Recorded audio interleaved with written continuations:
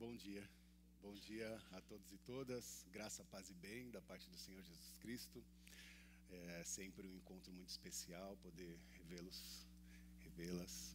Sempre muito especial para mim e muito provocativo, né? A provocação e o desafio de poder ministrar os seus corações, os vossos corações. E toda a ministração trazida aqui é fruto de um movimento primário, né? Também estou sendo ministrado, né? De maneira conjunta, e isso é muito especial. Queria que você abrisse sua Bíblia, seu aplicativo. Você que nos acompanha pelo YouTube, Spotify, seja muito bem-vindo e bem-vinda. No tempo que você estiver, no momento que você estiver nos vendo, que essa mensagem fale contigo, fale ao seu coração e que você possa compartilhar com seus amigos e familiares para que outras pessoas sejam alcançadas e ministradas também, assim como estamos nestes encontros. É muito bom poder contribuir para que a mensagem do Senhor chegue em todo canto. Louvado seja o nome do Senhor. O texto base da minha pregação, da minha mensagem hoje é Marcos, capítulo 5. Nós vamos ler a partir do versículo 25. E quero, né, enquanto você procura, quero começar esse tempo junto com uma reflexão sobre algo que todos nós conhecemos muito bem. Uma reflexão sobre algo relacionado a esgotamento. E obviamente eu não vou falar do esgotamento que nos atravessa quando estamos no final do dia, de um dia corrido de trabalho. É muito mais do que isso. O esgotamento do dia do trabalho, no final do dia, ele é muito natural e todo mundo acho que passa por essa situação. Mas eu queria falar de algo que está além do cansaço natural. É um cansaço que vem prolongado dias, meses, talvez anos. Esse esgotamento, que muitas vezes eu falo de esgotamento existencial, porque faz parte da nossa rotina, do nosso cotidiano, e que precisa ser pensado, compreendido. E isso pode ser um peso, né? Pode ser não, com certeza é um peso para a nossa vida. E muitas vezes, quando observado, parece que ele não tem fim, ele permanece, ele continua. E diante de todas as batalhas que estão postas a nós, é muito necessário que todos e todas se encorajem a uma travessia, e nem sempre uma travessia silenciosa. Então, penso que a nossa conversa está dentro desse lugar. E aí eu quero ler juntamente contigo esse texto de Marcos, capítulo 5, no verso 25. Não sei se eu falei o versículo, né? 5, 25 até o 29, diz assim.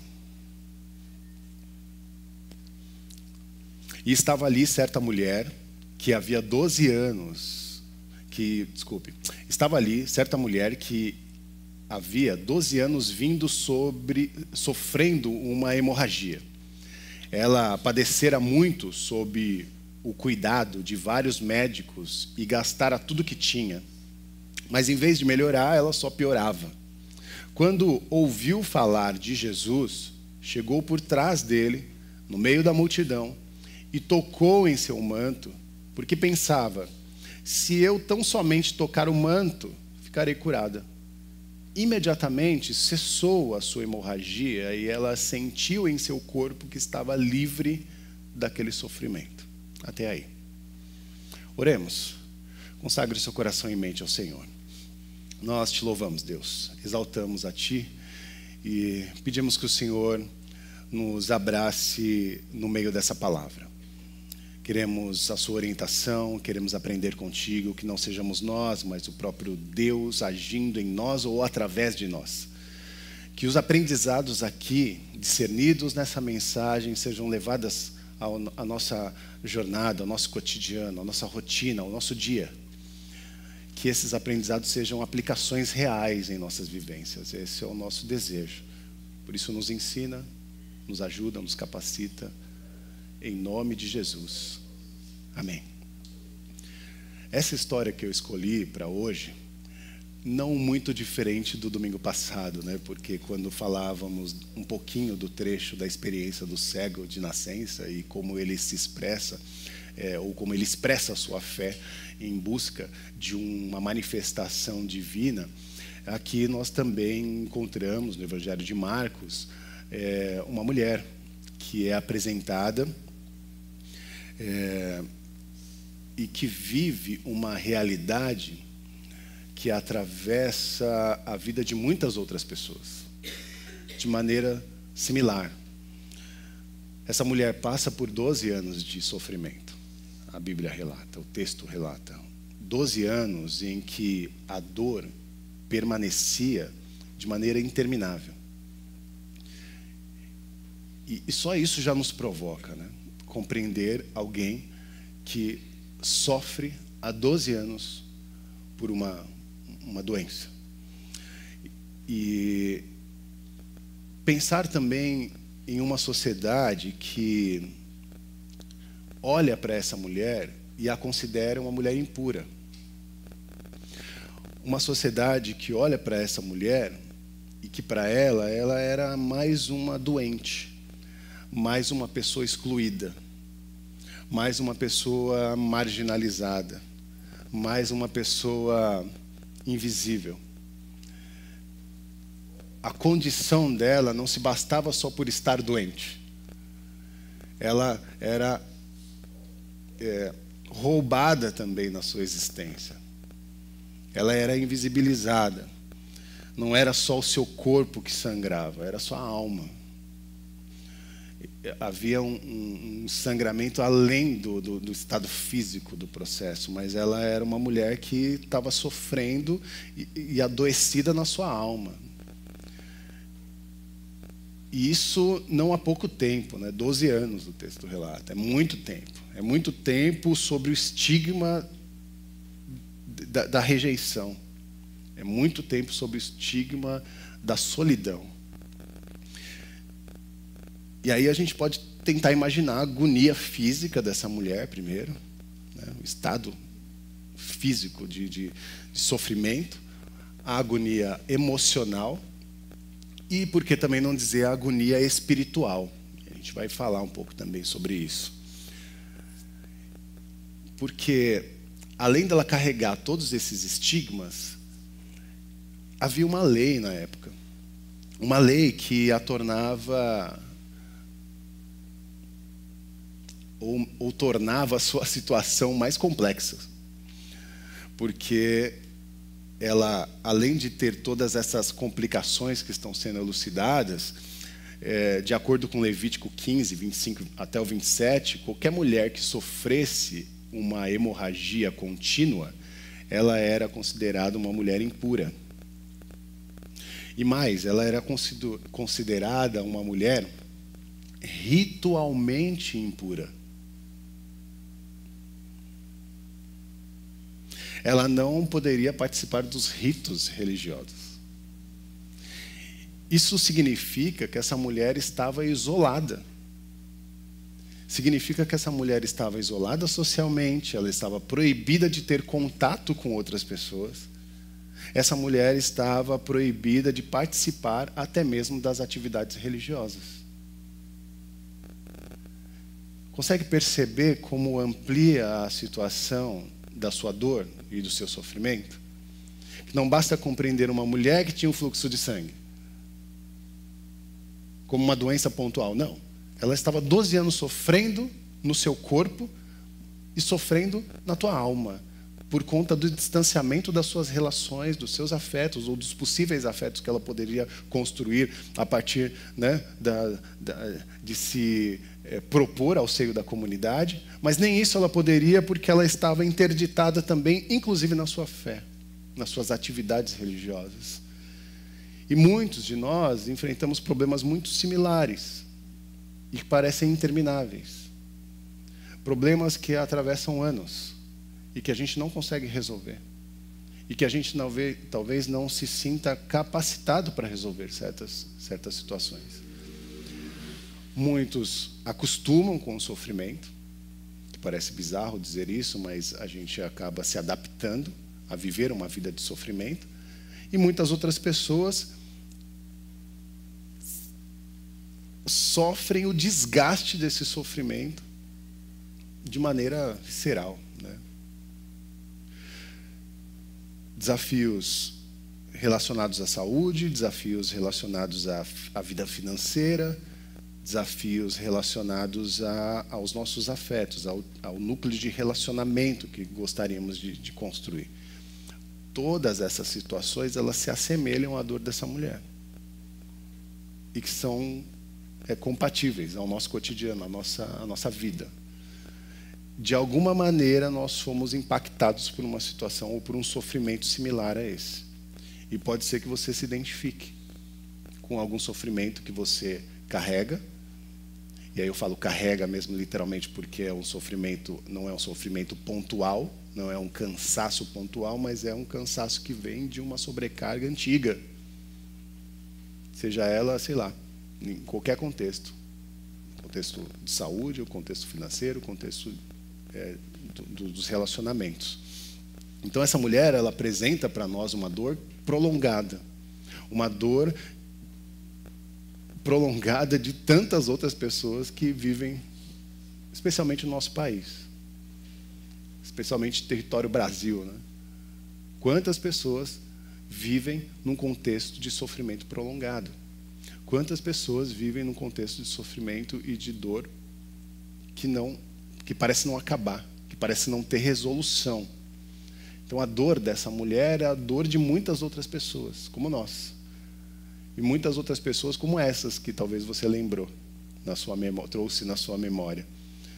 E hoje eu queria que você saísse daqui, antes mesmo de eu discorrer essa conversa, gostaria que você saísse daqui com aquilo que eu considero uma verdade poderosa, que a duração da sua dor, ela não é o fim da sua história. O tempo de duração da sua dor não é ou não define o fim da história. E é a partir desse desejo de compreensão em que você, ainda que carregue uma dor, saiba que essa dor não te define e não define a sua história, que eu quero continuar pensando aqui esse momento. E aí vamos para o contexto da dor, a dor prolongada. Uma dor que não define o final da sua história. O sofrimento dessa mulher não era físico, como eu disse, era um sofrimento social, um sofrimento econômico, um sofrimento espiritual. A lei mosaica daquele tempo tornava ela cerimonialmente impura. Levíticos 15. Isso nos ajuda até compreender que nós estamos construindo uma espiritualidade antifundamentalista.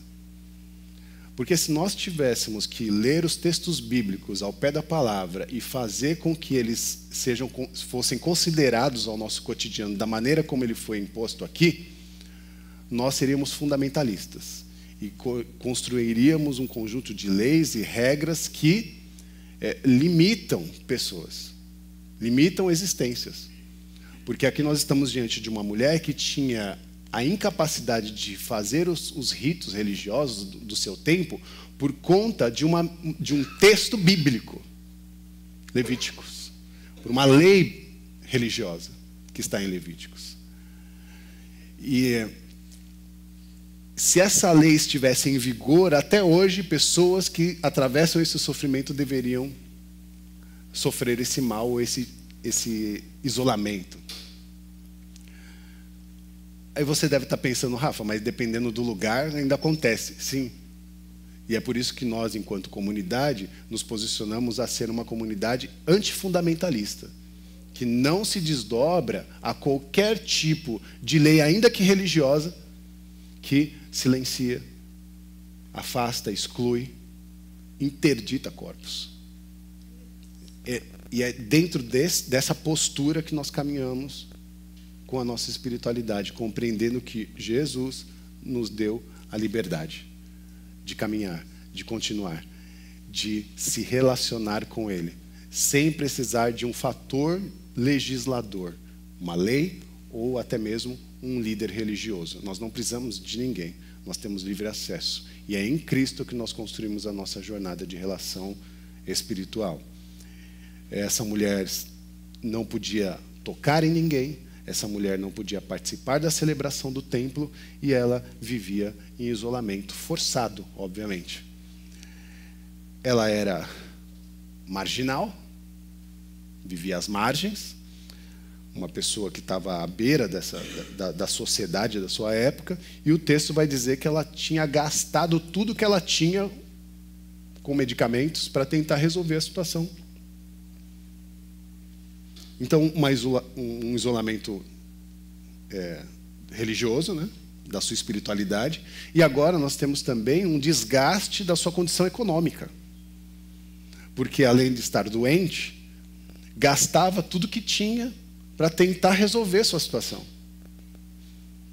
Então, ela se empobrecia na busca da sua cura. E por muitas vezes celebramos a rede SUS, não é como um ato, não somente como um ato político, mas nós olhamos o SUS como uma ferramenta de dignidade para pessoas que não têm condição de cuidar da sua saúde, condições financeiras, inclusive. E nós podemos ter a honra, né, de viver num país que tem um sistema público de saúde que acolhe pessoas e que indifere o contexto social que ela vive. E isso é extraordinário. Se você conhecer e for para qualquer outro país, você vai ver que isso não acontece. Inclusive, a América do Norte, né? Os Estados Unidos, que é um país apaixonante para muita gente. Se você ficar doente lá e você não tiver um plano de saúde, as coisas vão ficar muito ruins para você. Porque lá a saúde é instrumento do capital, não é instrumento de cuidado social. Muitos de nós nos identificamos com isso porque nós gastamos a nossa força, nós gastamos os nossos recursos, nós gastamos também a nossa esperança e parece que a situação também não muda. E aí esse desgaste que eu estou tentando trazer para a gente compreender é perceber que, ainda que aos seus olhos o problema só piora, nós conseguimos enxergar numa história dessa uma beleza. No meio desse caos, uma beleza. E a beleza é que mesmo no ponto mais baixo de condição humana que essa mulher vivia, onde ela tinha gastado tudo, havia ainda um recurso inesgotável. E o recurso inesgotável que ela tinha era a fé. E isso é extraordinário. Todo esgotamento e sofrimento que ela vivia foi sim esvaecendo, mas houve um que ainda permaneceu, e esse era a fé. Ela ouviu falar de Jesus como cego. Ouviu falar de Jesus e disse: olha, ele vai passar em determinado território. E eu tenho fé que da maneira como ele tem curado pessoas, ele também possa me curar. Mas, meus irmãos, sinceramente, uma mulher que não poderia aparecer em público, como que ela vai atrás de Jesus? No momento mais popular que ele tinha. A Bíblia relata que Jesus carregava junto consigo uma multidão de sofredores, de pessoas que estavam também querendo uma manifestação de glória em suas vidas. É muito provável que essa mulher tenha coberto seu rosto para não ser identificada, e escondida no meio daquela multidão começou a sua saga, né? De tentar tão somente tocar a orla das suas vestes. E isso mostra a força da fé que havia naquela mulher. É incrível isso. Porque ela não tinha grana, mas tinha uma fé que era extraordinária. E essa fé fazia com que ela assim, olha, eu nem vou incomodar o mestre. Na verdade, eu nem vou pedir, porque se eu pedir e ele não me ouvir, a multidão vai me ouvir. E eu posso ser apedrejada. Eu posso ser violentada agora na minha existência. Posso morrer. Porque a lei permitia isso. Então eu nem posso gritar, mestre, me cura. Porque se as pessoas souberem quem eu sou, deu ruim. Antes mesmo dele me ouvir. Então eu vou quietinha e eu vou com uma fé assim, se eu tocar na orla da veste dele, serei curada. Eu vou com essa fé, que é o recurso que eu tenho. E ela vai nessa jornada de busca da tua cura e de encontro com o sagrado. E isso deveria ser muito potente para a nossa trajetória, sabe? Porque eu me identifico com essa mulher na dor, no sofrimento, no silenciamento, na exclusão, nas violências que sofro no meu cotidiano. E eu sei que você, de alguma maneira, também se identifica. Mas é extraordinário pensar que a fé que ela está nos ensinando, ela vai além das circunstâncias e do esgotamento. É uma fé que move, né? Que estimula ela ao movimento, à ação. E aí, um segundo ponto, que é a fé que não se importa com a multidão, que é essa ousadia que ela tem, de ir adiante de uma multidão que poderia, inclusive, matá-la. E aqui a história parece que atinge, né, um ponto crucial, porque a lei e pelo estigma social que ela vivia, aquela mulher não podia estar lá. A multidão, para muitos, era um espaço de comunhão, mas para aquela mulher era um obstáculo. E olha que curioso, né? Olhar para aquele tempo, trazer esse contexto para o nosso momento, para a contemporaneidade, e observar que, infelizmente, muitos dos nossos templos atuais se tornaram esse espaço, que estão, de fato, buscando a Deus à sua maneira, construindo uma religião ou uma espiritualidade também à sua maneira. E esses auditórios estão cheios, na busca insuflada dessa fé, muitas vezes inexplicável, mas ela está acontecendo ali. E nesse movimento aqui, há pessoas de fora olhando para isso, falando, olha, se Jesus está lá, eu queria acessar.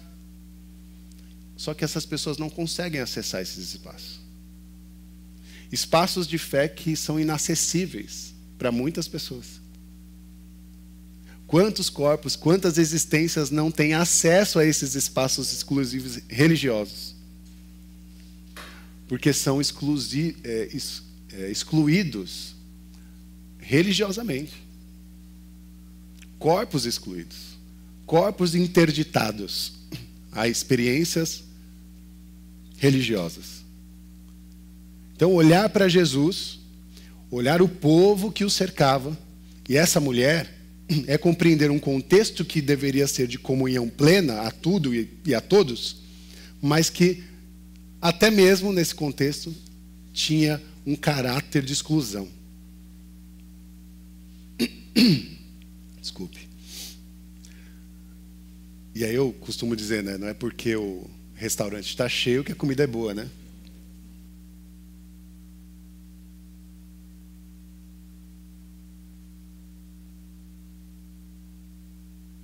Muita gente que escolhe o restaurante porque ele está cheio, né?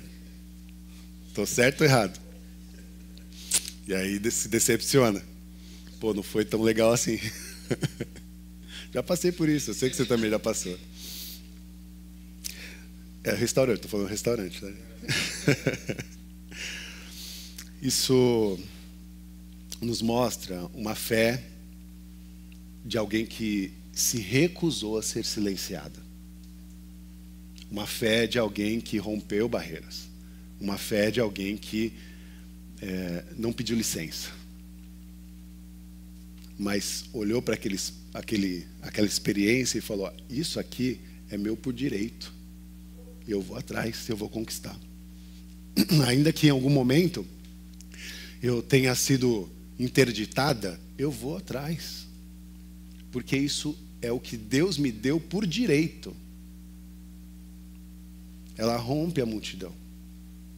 E a multidão, obviamente, é essa metáfora para todas as estruturas que oprimem. Entende? A multidão aqui não são só pessoas, mas são estruturas que oprimem, que silenciam, que violentam pessoas, que produzem preconceitos, que produzem indiferença, estruturas que produzem julgamento de corpos, de vidas, de existências, estruturas que separam lugares, né? Área VIP com área, sabe? Coloca a pobreza no fundo e os VIPs na frente, com exclusividade, que coloca a gente doente à porta. Não sei se você entra, é melhor você ficar lá no nosso projeto social, mas na igreja ainda você não pode acessar. O nosso projeto social te acolhe, mas na igreja eu não sei se é tão bem-vindo assim. Estruturas que ainda reforçam racismos religiosos, racismo que envolve muitas formas de opressão, preconceitos, né? Em toda a sua elasticidade bizarra. A fé que salva, meus irmãos, minhas irmãs, é aquela que se levanta mesmo quando tudo ao redor tenta romper acesso. E nós precisamos aprender muito com essa mulher. E eu sei que é um texto muito conhecido por nós, né? Às vezes a gente brinca, a Fê brinca comigo. Quando o Rafa vai pregar Salmo 23, eu sei que ele nem estudou, que ele pegou lá Salmo 23. Eu falei, nem posso mais pregar Salmo 23. Mas preciso, porque é mais do que pegar um texto assim que a gente já conhece muito, de decoreba, mas é se colocar no desafio de compreender a profundidade do contexto. Olhar para um texto desse e entender que estamos rompendo situações muito mais complexas e que são discernidas tanto naquele tempo como em dias atuais. A fé de uma mulher que nos ensina, por vezes, que nós precisamos dizer não a toda forma de concentração de poder. E olhar para Jesus e dizer sim. Eu creio. Sim, porque Ele me dá acesso à relação. Sim, porque Ele me dá poder de luta e capacidade, inclusive, para buscar aquilo que me é de direito. Mudar regras, mudar leis, reestruturar, né? Outros conceitos ultrapassados. Ela nos inspira. Nos inspira a luta, nos inspira a crer. Crer em Deus de maneira diferente. Muito mais pura, muito mais leve, livre. A nossa voz, o nosso clamor, o nosso toque em Jesus vem mais forte, sabe? Fica diferente quando nós compreendemos o contexto que essa mulher nos inspira a fazer, a desenvolver nessa relação consagrada. E por fim, meus irmãos, pensar o toque mútuo como um processo de salvação integral, porque finalmente essa mulher chega próximo de Jesus, rompeu a multidão e ela agora toca Jesus. E o que acontece com ela é que imediatamente ela foi curada. O poder saiu dele. saiu de Jesus. Ele sentiu esse poder, né? Porque ele diz logo em seguida: quando essa mulher toca em Jesus, sai dele virtude. Mas o milagre não para por aí. E muitas vezes o desfecho dessa pregação fica só nesse lugar. Ela tocou em Jesus e foi curada. E todo mundo dá glória a Deus e acaba e vão para casa abençoado, falando da conquista daquela mulher que estava doente. Mas eu penso que a cura daquela mulher começou no toque. Quando sai virtude de Jesus e ela é curada fisicamente, onde toda a hemorragia cessa. Finalmente essa mulher, fisicamente, da sua doença, é cessada. Só que Jesus poderia ter deixado essa mulher ir embora sem identificá-la. Ela poderia tocar em Jesus, ser curada e ir embora, glorificando a Deus, porque ela de fato conseguiu a sua cura. Mas Jesus fez um movimento, e esse movimento que Jesus faz é único na Bíblia Sagrada, nos Evangelhos. É a primeira vez que Jesus, depois de desenvolver um milagre em uma pessoa, expõe essa pessoa publicamente. Lembro uma vez que eu disse em minhas pregações que Jesus é um gentleman e que ele nunca expôs ninguém, né? Ele sempre foi muito cuidadoso. Não estou dizendo que esse texto está invertendo essa lógica, mas ele está agora manifestando o seu cuidado integral àquela existência. Sabe por quê? Jesus não está agora expondo aquela mulher curada. Ele está expondo as pessoas, a multidão que está à sua volta. Porque ele diz assim: alguém me tocou. E os discípulos falam: óbvio que alguém te tocou. Olha um monte de gente tem aqui. É óbvio que alguém te tocou. E aí Jesus continua falando: não, peraí, alguém me tocou diferente. Alguém me tocou e de mim saiu poder, saiu virtude. Quem é essa pessoa? E os discípulos falam: Jesus, tá de brincadeira, né? Tudo bem aí, saiu virtude. Mas saber quem fica mais complicado. Quem te tocou? Não sei. Olha um monte de pessoa aqui. Todo mundo aqui está tentando te tocar, todo mundo está tentando a sua atenção. E finalmente essa mulher se apresenta. Eu te toquei. É como se ela desvelasse a sua existência. Porque ela tira o véu, pelo menos na minha... no meu campo, né, de imagem dessa situação.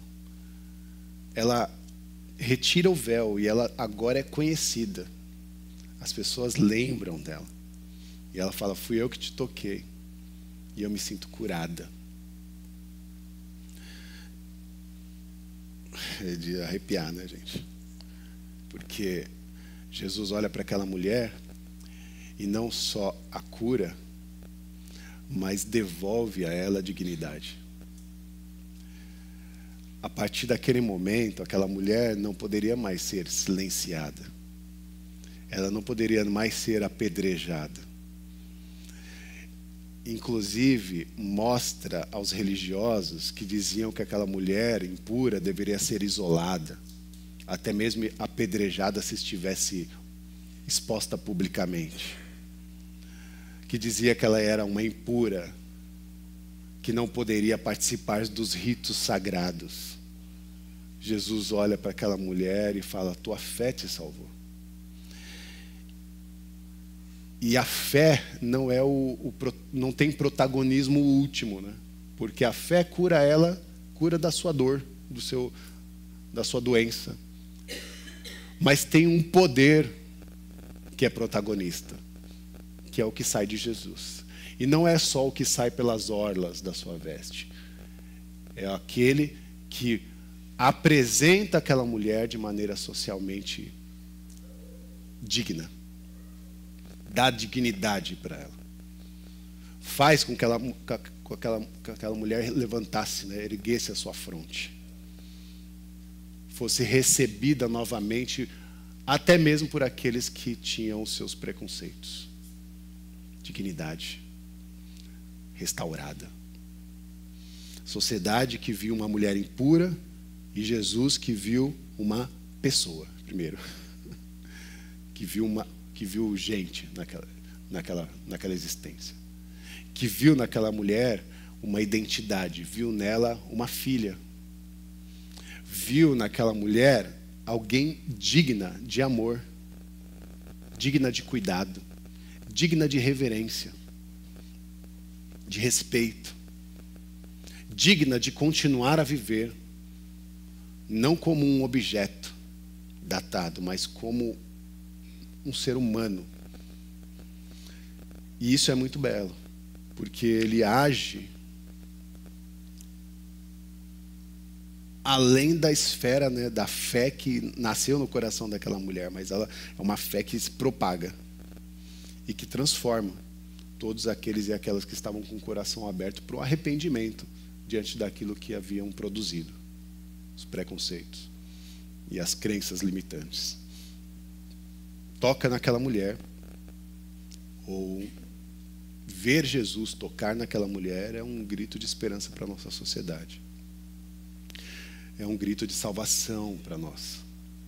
Olhar para Jesus e o toque de Jesus e ver a cura é como chamar essa mulher para ou chamar toda, né, a comunidade, toda a igreja, todos nós, para um ato de salvação, de libertação, não apenas do seu corpo, não apenas, mas também uma libertação que atinge a nossa dignidade, uma libertação que atinge a possibilidade de ter um nome digno. Né, que também é mais uma questão. Nome digno, meus irmãos. Né, o que o capitalismo faz com a gente é sujar o nosso nome. A primeira coisa que ele faz é sujar o nosso nome. E Jesus faz o quê? Limpa o teu nome. Olha que beleza. Recebe? Te dá dignidade. Te dá uma posição social. Organiza a sua vida. Não deixa o roteiro da sua vida ser datado pelo sofrimento.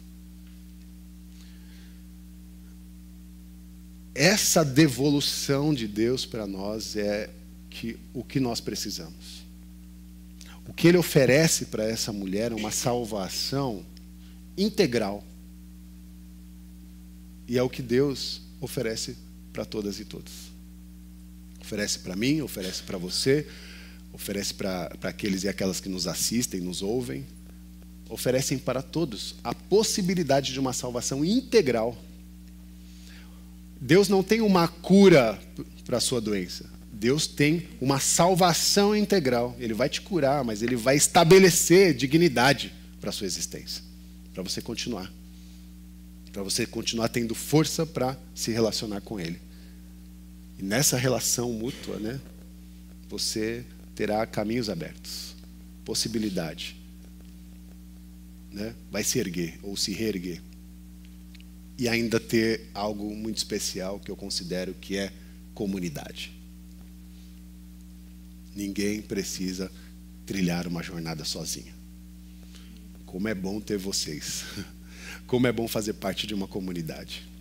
Como é bom poder celebrar os meus amigos e amigas espirituais. Como é bom estar aqui. Como é bom poder receber o abraço de vocês e muitas vezes receber a oração de vocês.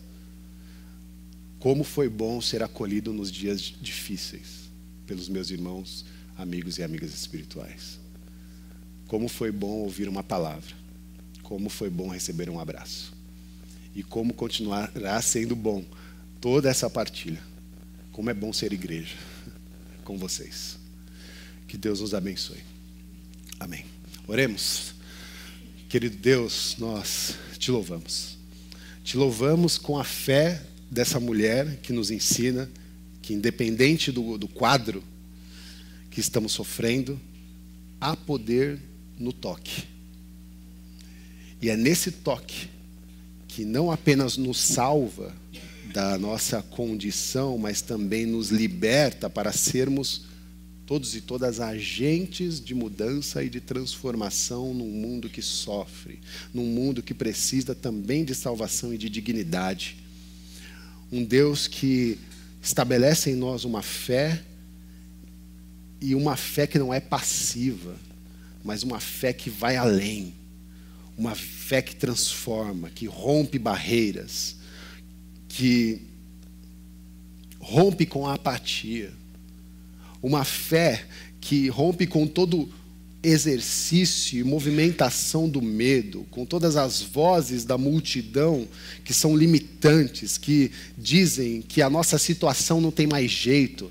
Nós vamos diante com essa fé, porque somos chamados para ter uma fé ousada. E é com ousadia que, assim como aquela mulher tocou a orla de Jesus, nós tocamos a ti, Jesus. Ousando uma relação com o sagrado, que restabelece a nossa dignidade, o nosso lugar social, nos dá a possibilidade de relação, transforma o cotidiano, limpa o nosso nome, renova a nossa fé, nos traz a libertação que de fato nós precisamos, que é a libertação integral do nosso ser, em todas as áreas, por todos os aspectos, seja ela emocional, econômica, sentimental, espiritual. Que Deus nos abençoe com essa fé, uma fé que não desiste, uma fé que rompe barreiras, uma fé que nos dá a possibilidade de toque, e uma fé que é finalmente tocada pelo poder de luz, de iluminação, que nos coloca no contexto presente de dignidade para todos e todas e em todos os espaços. Amém. Que Deus nos abençoe, que o amor de Deus, que a graça do Senhor Jesus Cristo, que as consolações do Espírito Santo estejam sobre a vida de todas e todos. Saiam daqui com esse refrigério, com essa paz, compreendendo que Deus está propondo novos caminhos. Que Deus nos abençoe. Amém, amém e amém. Obrigado, Jesus. Te louvamos, Deus.